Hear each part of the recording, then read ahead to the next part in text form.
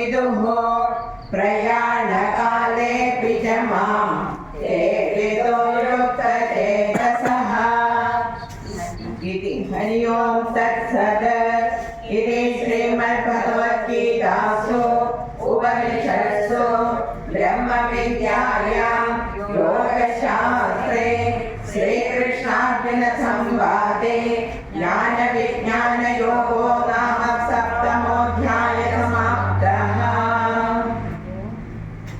ॐ नमो भगवते वासुदेवाय। सर्वधर्मान् परित्यज्य मामेकं शरणं व्रज अहं त्वा सर्वपापेभ्यो मोक्षयिष्यामि मा शुचः। गीताशास्त्रमिदं पुण्यं यः पठेत् प्रयतः पुमान् विष्णोः पदमवाप्नोति भयशोकादिवर्जितः।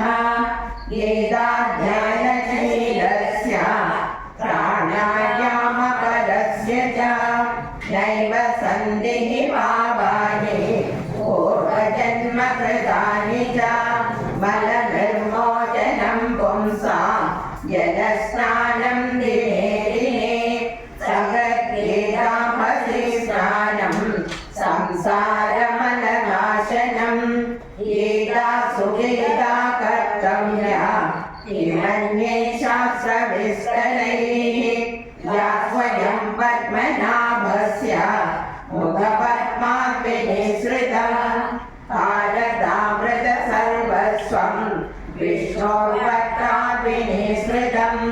गीतालिङ्गोदकं पीत्वा पुनर्जन्म न विद्यते।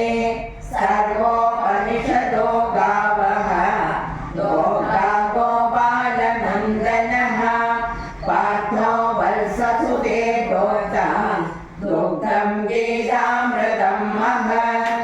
एकं शास्त्रं देवकी पुत्रगीतम् एको देवो देवकी पुत्र एव एको मन्त्रस्तस्य नामानि यानि कर्माप्येकं तस्य देवस्य सेवा।